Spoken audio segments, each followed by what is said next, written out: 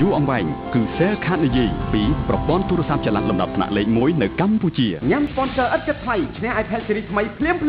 នេះជាអ្នកដែលបានឈ្នះរង្វាន់ iPad លោកហាន់ហ៊ុនលោកផុងសុផលលោកអ៊ូចម៉ាក្រាអ្នកនាងថេងដារ៉េតលោកហុងបេឡាអ្នកឈ្នះបន្ទាប់អាចជារូបអ្នកប្រញាប់ឡើងរង្វាន់ជាច្រើនទៀតកំពុងរងចាំលោកអ្នក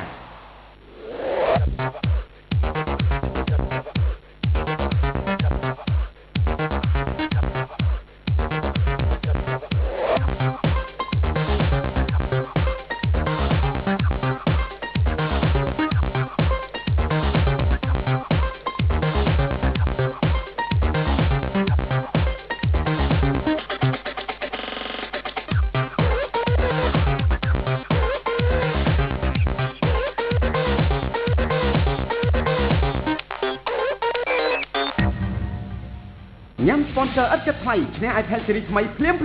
នេះជាអ្នកដែលបានឈ្នះរង្វាន់ iPad លោកហាន់ហ៊ុនលោកផុងសុផលលោកអ៊ូចម៉ាក្រាអ្នកនាងថេងដារ៉េតលោកហុងបេឡាអ្នកឈ្នះបន្ទាប់អាចជារូបអ្នកប្រញាប់ឡើងរង្វាន់ជាច្រើនទៀតកំពុងរងចាំលោកអ្នក